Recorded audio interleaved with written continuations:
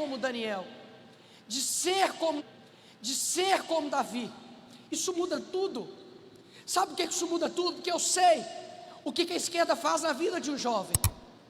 Quando a bomba estoura, irmãos, quando uma mulher está lá depois do aborto, na sua casa, quem vai ter que enxugar as lágrimas dela, muitas das vezes é somente o Senhor. E a igreja precisa ter um papel nisso.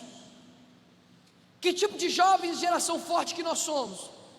Que nós não estamos alimentando a nossa alma para poder salvar essas pessoas. Isso tem entrado dentro da igreja, infelizmente. E olha só que loucura. Daniel e seus amigos, eles foram retirados de Jerusalém, foram levados para a Babilônia. Uma cultura completamente diferente, uma linguagem completamente diferente.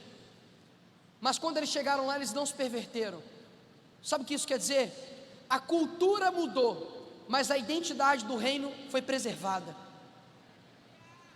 Nós estamos chegando em um tempo que meu avô dizia o seguinte: vai chegar um momento onde você vai olhar para a esquerda, não vai ter saída, vai olhar para a direita, também não vai ter saída, para frente, para trás, para o centro, só vai ter um lugar que vai ter saída, é olhando para o alto. Por que que hoje, por mais que a minha ministração seja o cristão e a política, eu não vou falar de Bolsonaro, eu não vou falar de eleições, eu não vou falar de urnas eletrônicas, eu não vou falar do STF, eu não vou falar quem você tem que votar, eu não vou falar nada disso. Sabe por quê? Eu compreendi que a vida de um cristão, ela não está atrelada a circunstâncias naturais. Nós não vivemos de eleição, nós não vivemos por um presidente, nós não vivemos por conta de qualquer coisa que aconteça em nossa volta. Eu compreendi que a política significa influência. O que isso quer dizer? Eleições vão passar, governos vão passar, teorias vão passar, professores vão passar, tudo isso vai passar, mas o evangelho ele permanece. E é por isso que você tem que compreender, irmão.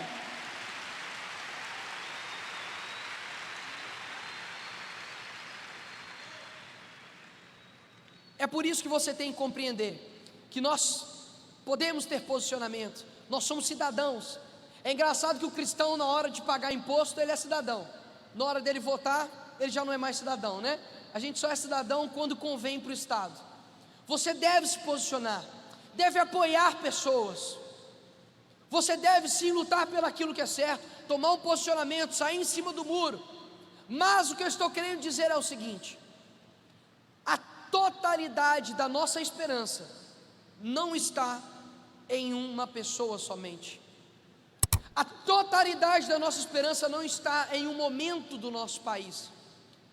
Toda a nossa esperança deve estar voltada somente àquele que é a pedra angular chamada Jesus Cristo. Sabe por quê? Porque senão a gente vai desfalecer, senão a gente vai ficar fraco, a gente vai olhar em volta da gente e vai falar: meu Deus, o que está acontecendo? De um lado fala todes, do outro lado temos vidas sendo ceifadas através do aborto, temos divórcios a rodo, nós temos tráfico de drogas, criminalidade crescendo, uma imoralidade sexual absurda. A gente vai ficando desesperançoso. Sabe por quê? A nossa fonte de esperança está em coisas naturais. Eu te convido aqui essa manhã, jovem, a você depositar a sua força em uma fonte inesgotável de força chamada Deus. Sabe por quê? Porque aí você não vai desfalecer, aí você não vai ficar mais fraco. Sabe por quê? A sua fonte não está atrelada a homens. E olha que vocês estão ouvindo isso de um político que gosta bastante de um outro político, mas eu tenho o equilíbrio, a capacidade de compreender que é o Senhor Jesus Cristo que transforma a vida de pessoas. É Ele que vai conseguir convencer você do pecado, da justiça e do juízo, que é o Espírito Santo. Então o que eu tenho que falar para vocês aqui nessa tarde? Algo muito sério, de que nós estamos em guerra. Nós estamos em guerra, e o nosso inimigo ele é muito mais prudente do que a gente. Enquanto eles estão lá voltados a fazer teorias, estudar, ganhar outras pessoas, a gente não levanta jovens, por exemplo, para apologética, defesa da fé. A gente não levanta jovens para poder salvar crianças dentro do ventre e lutar contra o movimento feminista. A gente não levanta homens de fato retos, servos fiéis, homens de verdade como Davi e Daniel. A gente levanta um monte de moleque que talvez tenha destruído o coração de várias meninas e vice-versa. E para poder aqui eu finalizar, eu quero que vocês fiquem de pé, por favor, porque nós vamos fazer algo aqui, porque o Espírito Santo de Deus está aqui nessa tarde.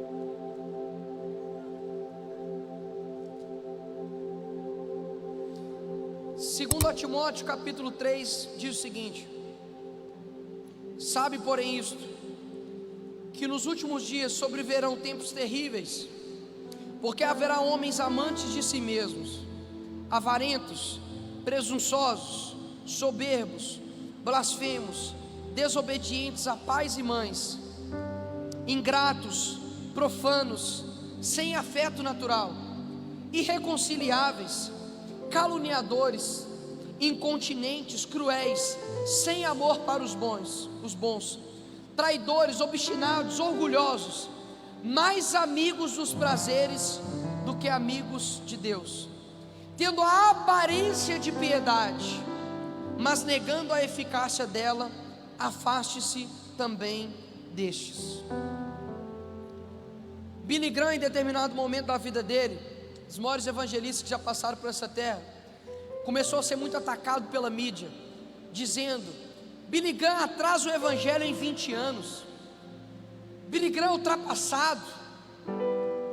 E aí chegou no próximo culto, ele chegou diante da igreja, uma multidão, e disse assim: eu quero pedir perdão para a igreja, porque a mídia está dizendo que eu estou atrasando o evangelho há 20 anos, mas eu quero pedir perdão, porque o meu objetivo não é atrasar o evangelho em 20 anos, é atrasá-lo em 2000 anos.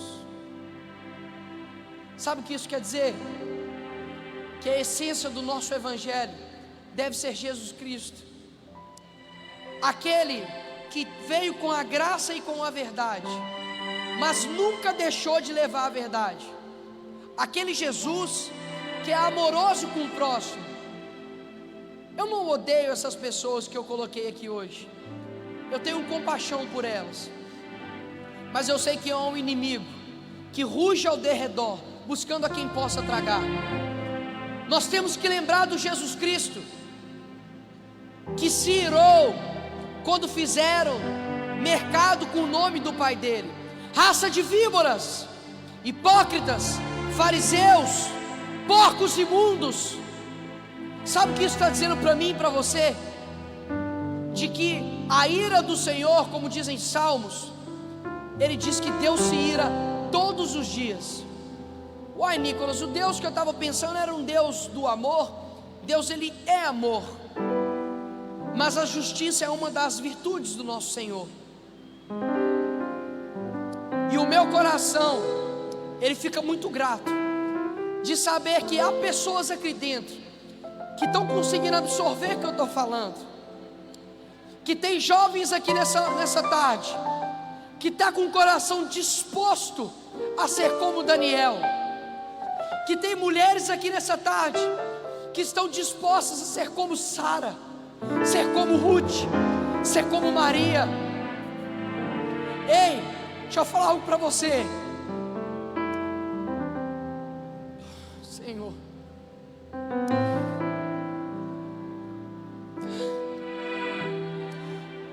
O Espírito Santo de Deus abriu a fala que ele tem gemidos inexprimíveis por cada um de nós. Ele nos traz oportunidades únicas. E sabe o que acontece? Muitas vezes a gente deixa isso de lado. Talvez o Espírito Santo está te incomodando durante todo esse tempo, para você dar um passo de inconformismo com esse mundo, de declarar guerra a este mundo, de dizer: Senhor, eu não sou mais eu, o Senhor vive em mim, me transforma, me cura, me coloca os meus pés para guerrear. Sabe o que isso é o que está acontecendo aqui agora?